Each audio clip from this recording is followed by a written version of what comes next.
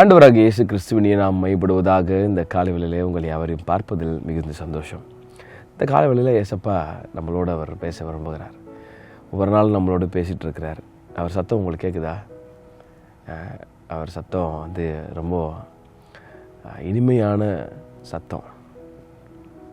நிறைய நேரத்தில் ஆசீர்வாதமான செய்தியே ஆண்டவர் பேசணும்னு எதிர்பார்த்துட்ருக்குறோம்.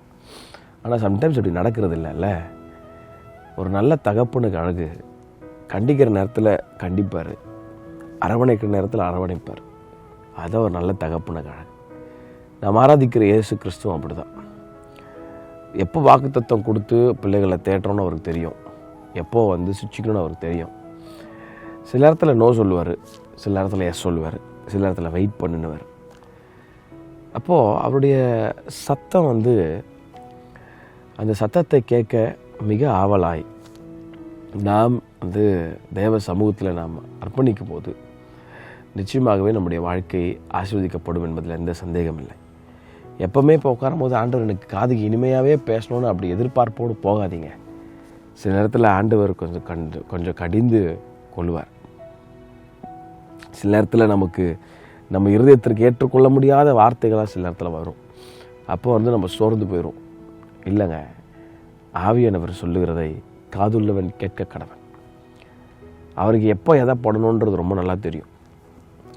சில நேரத்தில் நம்ம ஆண்டவருக்கு ஐடியா கொடுத்துட்ருக்குறோம் இல்லை, but he is God almighty. இந்த காலவேளையில் ஒரு வேளை பல காரியங்களை குறித்து ஒரு வேளை கவலைப்பட்டு நீங்கள் கலங்கி உட்காந்து கொண்டிருக்கலாம். மந்த் ஆஃப் ஜாய், பீஸு, சந்தோஷம் எல்லார் வீட்லேயும். ஆனால் எனக்குள்ளே வெளியே சந்தோஷமாக இருக்கேன், ஆனால் எனக்குள்ளே தனிப்பட்ட ஒரு விரக்தி, ஒரு கேள்வி எனக்குள்ளே ஓடிட்டே இருக்குது. நான் எப்படி சில காரியத்தில் ஹேண்டில் பண்ண போகிறேன்னு தெரியல. ஆண்டவர்கிட்ட போனாலும் எனக்கு ஏற்ற மாதிரி வார்த்தை வரமாட்டேங்குது. சில நேரத்தில் எனக்கு பிடிக்காத வார்த்தையெல்லாம் வந்துட்டுருக்கு, எனக்கு ஒன்றும் புரியல அப்படின்னு ஒரு வேளை உட்கார்ந்துட்டு இருந்தீங்கன்னா, ஆண்டவர் இந்த காலவெளியில் ஒரு நல்ல தகப்பன், ஒரு சரியான தகப்பன், அவர் உங்களை நல்வழிப்படுத்த விரும்புகிறார். பைபிள் ஒரு அழகான வசனம் இருக்குது, be still and know that I am God. நீங்கள் அமர்ந்திருந்து நானே தேவன் என்பதை அறிந்து கொள்ளுங்கள். சில இடத்துல வெயிட் பண்ணுன்னுவார், சில இடத்துல நோ சொல்லுவார், சில இடத்துல எஸ் சொல்லுவார். என் வாழ்க்கையில் நிறைய அப்படி நடந்திருக்கு.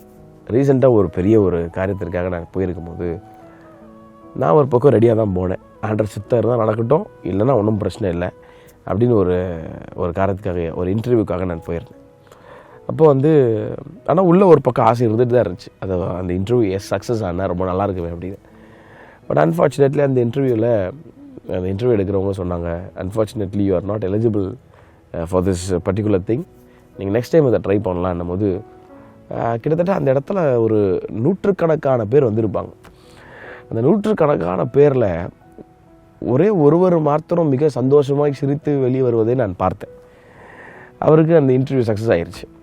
மற்ற 100கணக்கான பேரை நான் பார்க்கும்போது அவங்க உள்ளே உடஞ்சி போய் சில பேரில் அழுதுட்டு புலம்பிகிட்டே போனதை அன்றைக்கி பார்க்கும்போது ரொம்ப வருத்தமாக இருந்தது. எனக்கும் இன்டர்வியூ அன்றைக்கி சக்ஸஸ் ஆகலை, ஆனால் எனக்குள்ளே ஒரு பெரிய ஒரு சமாதானம், ஒரு பெரிய சந்தோஷம். என்ன சொல்ல வரேன்னா, சில இடத்துல ஆண்டவருக்கு அவர் எஸ் சொல்லுவார், சில இடத்துல நோ சொல்லுவார், சில இடத்துல வெயிட் பண்ணுன்னுவார். தேவ பிள்ளைகள், ஒரு ஆவிக்குரியவன் இதை அறிந்து, ஆவிக்குரியவன் காரியங்களை நிதானித்து அறிகிறான்னு வசனம் சொல்லுது. எப்போவுமே எஸ் தான் இருக்கணும்னு அப்படின்னு எதிர்பார்ப்போடு போகிறது அது என்றைக்குமே எப்படி சொல்கிறது எனக்கு தெரில. ஒரு நல்ல தகப்பனை நாம் புரிந்து கொள்ள வேண்டும். நம்ம வீட்டில் கூட பாருங்கள், எதை கேட்டாலும் சில நேரத்தில் உடனே வாங்கி தர மாட்டாங்க, சில நேரத்தில் வெயிட் பண்ணிடுவாங்க, சில நேரத்தில் எடுத்தோன்னு நோ சொல்லிடுவாங்க.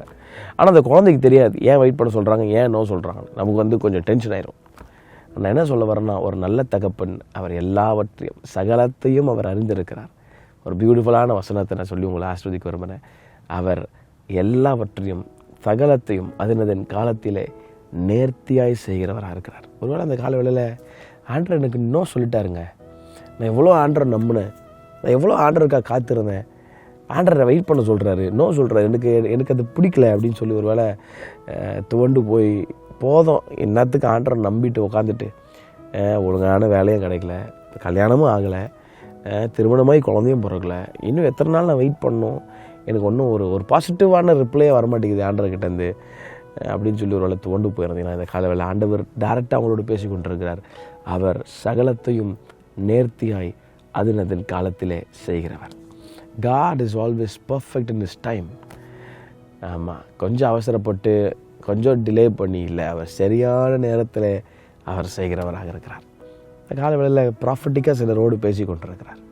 நான் வேறு ஒரு மெசேஜ் எடுத்து வச்சுட்டு இருந்தேன், ஆனால் ஆவியானவர் சிலரோடு நேரடியாக பேசி கொண்டிருக்கிறார். ஒருவேளை நாட்கள் போய்விட்டது, தாமதமாகி கொண்டிருக்கிறது, வெளியே இந்த மாதம் ஒரு சந்தோஷமான மாதமாக இருந்தால் எனக்குள்ளே உண்மையான ஜாய், அந்த சந்தோஷம் இல்லைன்னு சொல்லி ஒருவேளை உள்ள முடக்கப்பட்டு தோண்டு போய் உட்காந்துருக்கிறீங்களா? God is always perfect in His time.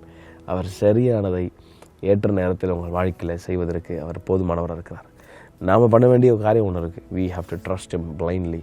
We have to trust Him completely. ஐயா, அதுதான் எங்களுக்கு மேட்ரே.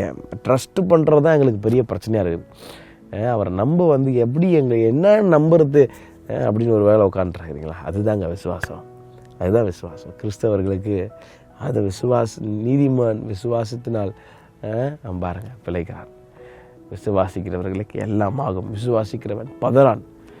அப்போது ஒரு நல்ல ஆண்டவரே, நான் உங்களை நம்புகிறேன், ஆனால் அநேக நேரத்தில் என்னுடைய நம்பிக்கை அலையை போல் அசைஞ்சிட்டே இருக்குது, ஸ்டேபிளாக இல்லை, எனக்கு உதவி செய்யுங்க ஏசப்பா அப்படின்னு நீங்கள் ஆண்டவர்கிட்ட சார்ந்து இருக்கும்போது, அவரை நீங்கள் பிலீவ் பண்ணும்போது, அவரை நம்பி இருக்கும்போது, அவர் சரியானதை சரியான நேரத்தில் ஆமென் உங்களுக்கு தந்து உங்களை மேன்மைப்படுத்த அவர் போதுமானவராக இருக்கிறார். உடனே சொல்லிடணும் ஆண்டவர் அப்படின்னு எக்ஸ்பெக்ட் பண்ணாதீங்க. அவர் எப்படிப்பட்ட தகப்பன் என்பதை நீங்கள் புரிந்து கொள்ள வேண்டும். ஆமென்.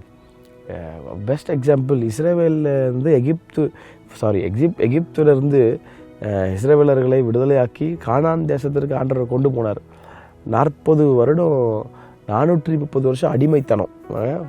அது ஒரு பெரிய ஒரு பாண்டேஜ். அதுக்கப்புறம் ஒரு 40 வருஷம் ஒரு பெரிய வாக்கிங் ஜேர்னி. ஆனால் வேத வல்லுநர்கள் சொல்லுகிறார்கள், எகிப்திலிருந்து கானானுக்கு கிட்டத்தட்ட எத்தனையோ சில நாட்களுக்குள்ளாகவே உள்ள கானானுக்குள்ளே போயிடலாமா. ஆனால் ஆண்டவர் பாருங்கள், நேராக கொண்டு போகிறதுக்கு அவருக்கு எல்லா வாய்ப்புகள் இருந்திருந்தோம். அவர்களை சில கொஞ்சம் சுற்றி தான் கூப்பிட்டு போனார். ஏன்னா அவர்களை சில நேரத்தில் பாருங்கள், நமக்கு என்ன இருக்கணும், ஏன் இவ்வளோ சுத்த விட்றாரு, நேராக கூப்பிட்டு போனாலே முடிஞ்சிட்டு இருக்குமேனா, நேராக கூப்பிட்டு போயிருந்தால் உடனே ஆண்டரை மறந்துருப்பாங்க ஜனங்க. Sometimes God knows the best, God is always perfect in His time. இந்த காலையில் ஆண்டர் தான் உங்களுக்கு சொல்கிறார். ஒரு வேளை ஆண்டர் மேலே சில பேர் கோபமாக உட்காந்துருக்கீங்களே, ஆண்டர் உங்களை பார்த்தான்னு சொல்கிறார், I am always perfect in my time.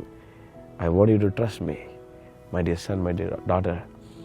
சோர்ந்து போகாத, நான் தாமதம் பண்ணுறேன், உனக்கு நோ சொல்கிறேன்னா அது உன் நன்மைக்காக தான். இப்போ உனக்கு கஷ்டமாக இருக்க மாதிரி தான் தெரியுது, ஆனால் நீயே ஒரு நாள் சாட்சி சொல்லுவேன். ஆகவே இந்த ப்ராசஸில் கொஞ்சம் பொறுமையாக இரு. நான் உன்னை ஷேப் பண்ணிகிட்ருக்கேன், நான் உன்னை மோல்டு பண்ணிகிட்ருக்கேன். உடைக்கும் போது உனக்கு வலிக்க தான் செய்யுதில்ல, ஆனால் நான் உன்னை அழகாக உருவாக்குறேன். உன்னை அழகாக உருவாக்கி உன்னை பலருக்கு பிரயோஜனமான ஒரு பாத்திரமான வணையிறதுக்கு எனக்கு கொஞ்சம் டைம் விட்டு கூட என்ன, எனக்கு அந்த அதிகாரம் இல்லையா அப்படின்னு எரேமியா பார்த்து கேட்குறாரு. இன்றைக்கி உங்களை பார்த்து கேட்குறாரு, உன்னை உருவாக்கணும், எனக்கு அந்த அதிகாரம் கூட இல்லையாப்பா. நான் உன்னை உருவாக்கி உன்னை ரொம்ப அழகான ஒரு பாத்திரமாக வணைந்து ஒரு இடத்துல உன்னை கொண்டு போய் வைப்பேன்.